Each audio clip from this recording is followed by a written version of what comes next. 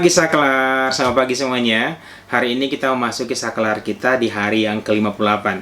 Dan di hari yang ke-58 ini, pembacaan Alkitab kita terambil dari kitab Ulangan, pasal 19 sampai dengan pasal yang ke-21. Dan inilah dia Bible Summary untuk kitab Ulangan pasal 19 sampai dengan pasal yang ke-21.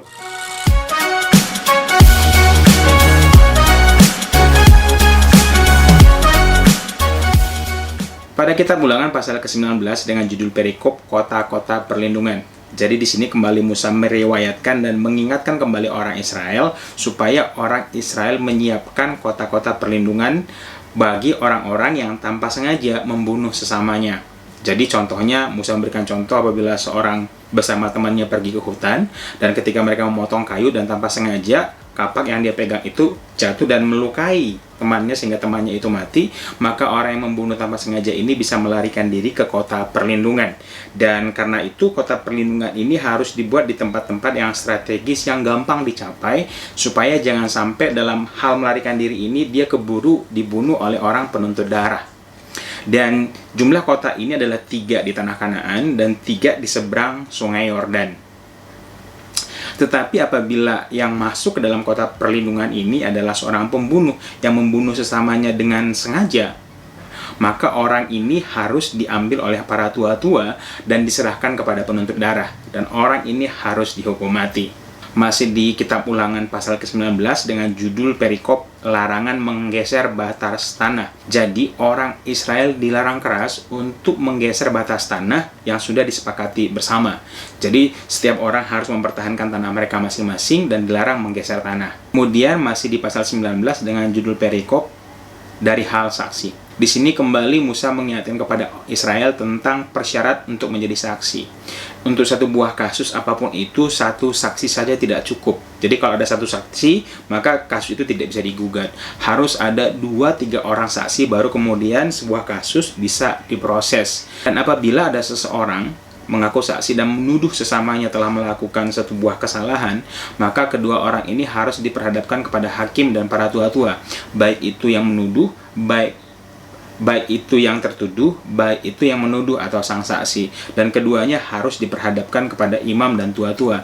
Tetapi setelah diselidiki, apabila ternyata yang menuduh ini atau yang memberikan saksi ini ternyata saksi palsu, maka hukuman yang setimpal yang harusnya tadi diderita oleh yang tertuduh itu akan diberikan kepada penuduh ini karena dia telah bersaksi palsu. Kemudian kita lanjutkan dalam kitab Ulangan pasal yang ke-20 dengan judul perikop hukum perang. Di sini Musa kembali mengingatkan kepada orang Israel bahwa mereka harus bersiap berperang siapapun musuhnya sebesar apapun itu. Dan mereka harus menguatkan diri dan memantapkan diri bahwa ketika mereka berperang itu mereka tidak berperang sendiri, tapi mereka berperang disertai dengan Tuhan sehingga kemenangan akan mereka miliki. Dan setiap kepala pasukan harus menanyakan beberapa hal penting kepada para pasukan yang ada di Israel. Antara lain, kepala pasukan harus menanyakan kepada orang Israel atau kepada tentara itu apakah di antara mereka ada yang sudah atau baru membuat rumah. Bila ada di antara mereka yang baru membuat rumah, maka orang itu boleh pulang. Karena jangan sampai nanti rumah yang baru ini yang belum ditempati ini malah ditempati oleh orang lain. Begitu juga apabila di antara tentara ternyata ada yang baru membuat kebun anggur dan belum menikmatinya, maka tentara itu harus pulang supaya jangan sampai nanti kebun anggurnya dinikmati oleh orang lain. Begitu juga dengan apabila di antara tentara itu ada yang baru bertunangan dan orang itu harus pulang supaya jangan sampai nanti istri atau gadis yang ditunangi ini malah dinikahi oleh orang lain. Dan juga yang paling istimewa apabila di antara orang Israel ada yang lemah hati dan takut, orang itu harus pulang. Karena jangan sampai nanti rasa takut dan lemah hatinya ini membuat orang Israel atau tentara di sekitarnya itu menjadi tawar hati. Dan apabila orang Israel berhadapan dengan satu buah bangsa, maka orang Israel harus menawarkan tawaran pertama, yaitu tawaran damai. Apabila bangsa yang dituju atau bangsa lawan tersebut menerima usulan damai, maka bangsa itu akan bekerja rodi buat bagi Israel. Tetapi apabila bangsa tersebut melawan dan akhirnya terjadi peperangan, maka segala laki-laki yang ada di bangsa itu harus dihancurkan atau harus dibinasakan. Yang disisakan adalah anak-anak dan perempuan dan hewan ternak dan barang-barang lain itu boleh dimiliki oleh orang Israel. Tetapi aturan ini tidak berlaku bagi suku-suku yang mendiami tanah Kanaan. Semua suku-suku yang di tanah Kanaan, orang Israel harus menumpasnya sampai habis. Bahkan kalau di pasal-pasal lain kita melihat, emas perak yang ada di tanah Kanaan pun tidak boleh diambil karena memang harus dihancurkan semuanya. Begitu juga ketika orang Israel mengepung satu buah kota, maka orang Israel tidak boleh merusak tanaman-tanaman yang menghasilkan buah. Tetapi tanaman-tanaman yang tidak menghasilkan buah, pohon-pohon yang tidak menghasilkan buah bisa dipakai sebagai pagar untuk membuat pagar pengepungan. Kemudian kita lanjutkan dalam kitab Ulangan pasal yang ke-21 dengan judul perikop, cara mengadakan pendamaian karena pembunuhan orang yang tidak dikenal. Jadi Musa menceritakan apabila ada seseorang yang mati di padang dan tidak diketahui siapa yang membunuhnya, maka orang Israel harus mengukur letak mayat itu lebih dekat ke kota siapa atau di kota mana. Nah, setelah didapat lebih dekat ke kota siapa, maka para tua-tua di kota itu harus membawa satu ekor lembu betina yang belum dipasangin kuk, lembu betina muda. Kemudian lembu betina muda ini dibawa ke lembah yang berair, dan di lembah yang berair ini lembu betina ini harus dipatahkan lehernya. Dan di atas lembu betina ini para tua-tua di kota itu harus mencuci tangan dan mengatakan bahwa mereka tidak mencurahkan darah orang ini dan mata mereka tidak menyaksikan proses pembunuhan ini. Dengan demikian orang Israel mengadakan pendamaian antara mereka dengan Tuhan. Kemudian masih di pasal 21 dengan judul perikop, tawanan perempuan yang diambil menjadi istri.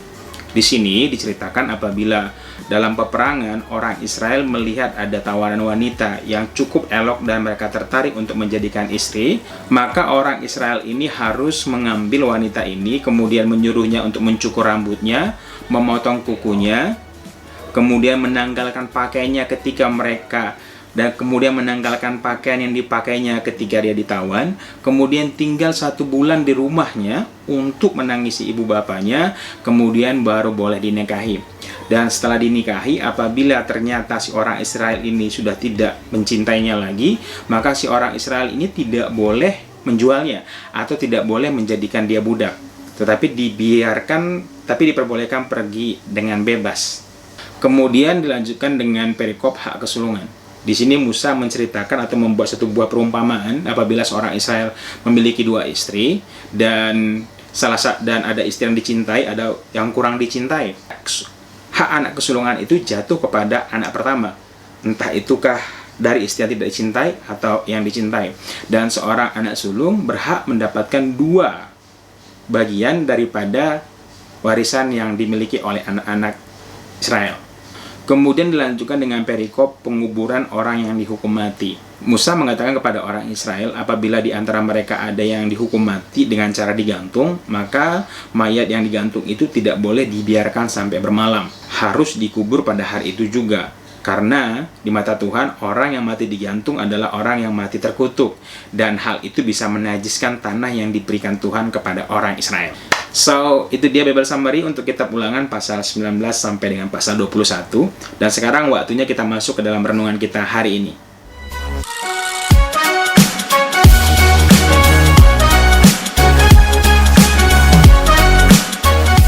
Renungan kita hari ini terambil dari kitab Ulangan pasal 20 ayat yang ke-8. Saya bacakan buat teman-teman. Lagi para pengatur pasukan itu harus berbicara kepada tentara demikian. Siapa takut dan lemah hati, ia boleh pergi dan pulang ke rumahnya, supaya hati saudara-saudaranya jangan tawar seperti hatinya. Hal yang kita bisa pelajari bersama-sama adalah yang pertama, kita harus mengerti bahwa ketika kita diperhadapkan dengan peperangan, dengan sebuah tantangan, yang pertama kita tidak boleh tawar hati. Kenapa? Karena apabila kita takut, apabila kita nggak jaga hati kita tawar hati, maka itu akan kelihatan dalam sikap kita, dalam perbuatan kita. Dan itu yang pertama. Kemudian yang kedua, tindakan dan perkataan yang dihasilkan oleh rasa takut itu akan mempengaruhi yang lain. Oleh karena itu, apabila kita punya teman-teman yang ngomongnya toksik, kita ikutan ngomong toksik. Kalau kita punya teman-teman yang ngomongnya itu optimis, doing optimis, maka kita menjadi orang-orang ikut optimis. Kenapa? Karena sikap hati seseorang akan menentukan perkataan, hati seseorang itu akan bermanifestasi dalam bentuk tindakan.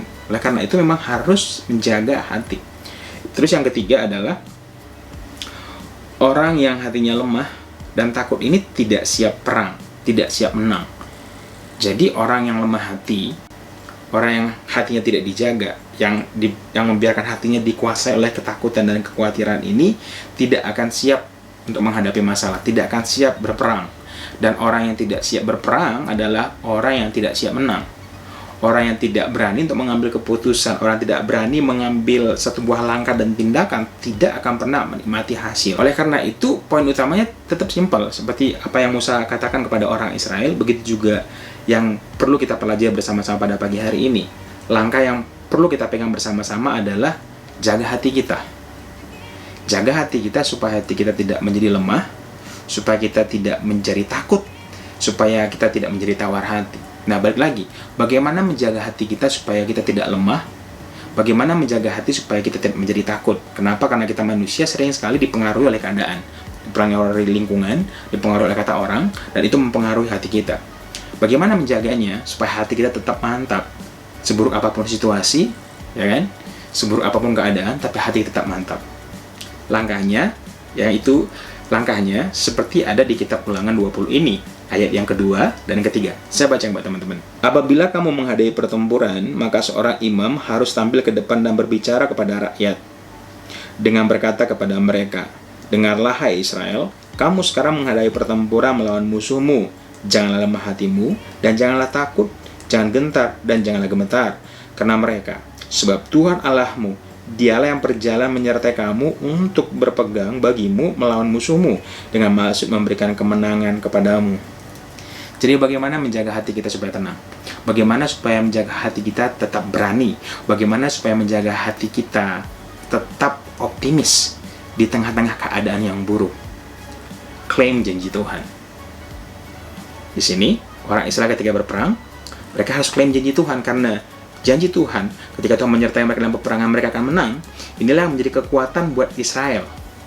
Jadi kekuatannya itu bukan kepintaran mereka. Kekuatan mereka itu bukan keberanian yang sekonyong-konyong, bukan keberanian tanpa alasan, bukan. Tapi keberanian mereka karena mereka tahu Tuhan menyertai peperangan mereka. Begitu juga dengan hidup kita. Saya nggak tahu bagaimana. Kemarin kita ngomongin hal yang sama, hari ini juga hal yang sama. Sekarang lagi corona, keadaan lagi sulit. Secara manusia kita takut, secara daging kita khawatir. Tapi balik lagi, di tengah-tengah hal sulit seperti ini, kita harus pegang janji Tuhan, kita harus klaim janji Tuhan, bahwa sesulit apapun keadaan, penyertaan Tuhan, pemeliharaan Tuhan, tetap sempurna atas hidup kita.